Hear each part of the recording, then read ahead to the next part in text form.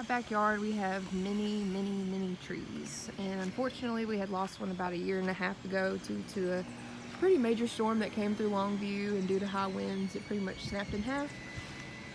So let me just go ahead and show you the base that's over here.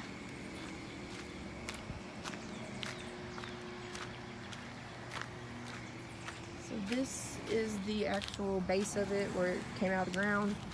As you can see, in comparison to my hand, it's pretty large. So I would say it's a pretty old tree. I actually found a little frog underneath it when I flipped it, but that's besides the point. So I have a cross section of the tree right here. This was the widest one I could find underneath all the piles, so I get a better reading as to what this tree was and how old it was and all that. This is an oak tree, and using Dendrochronology, which is the analysis of tree ring growth, and pretty much you just count these rings and you can find the age, but you can also look at the width of the rings and determine the climate and the climate change. And if the ring is wider, then they had higher temps, which is better for growing.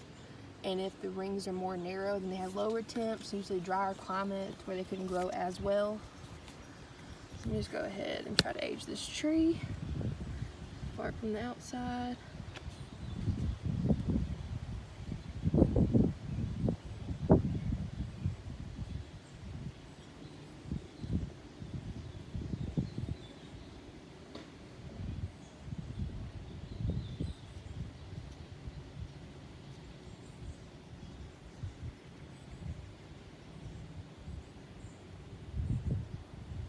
I'm at 32 right now.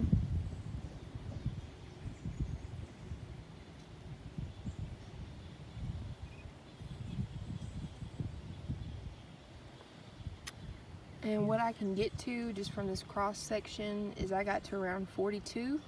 And as you can see, about right in here is where it had the best growth. There's wider rings. And usually, like I said, that means it had better growing conditions, such as higher temperatures, rain, what it needs to sustain life.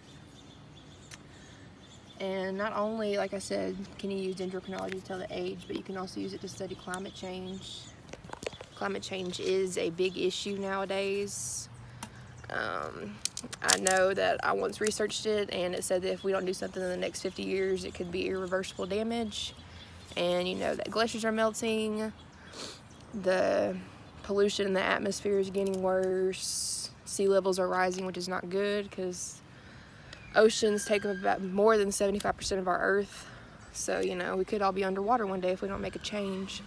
But by using this Dendrochronology, we can actually do something and make a difference just by studying the cross-section of a tree.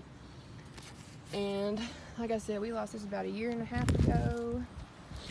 We had to have it cut up because we just couldn't have it laying out here. But ever since then, I have been wondering, you know, how long was it here before it got taken out by the storm, all that. So thank you for tuning in today. And I hope that this was a little informative on Dendrochronology. Dendro actually does mean relating to or trees. And chronology means timeline or just time in general. So Dendrochronology, timeline of trees pretty much. So yeah, as you can see, this tree did usually have optimal growing, like in the climate, but due to climate change, you know, drier temperatures, drier years, it did suffer a little bit. But overall, 42 to like 43 years is a pretty good length of time. So thank you.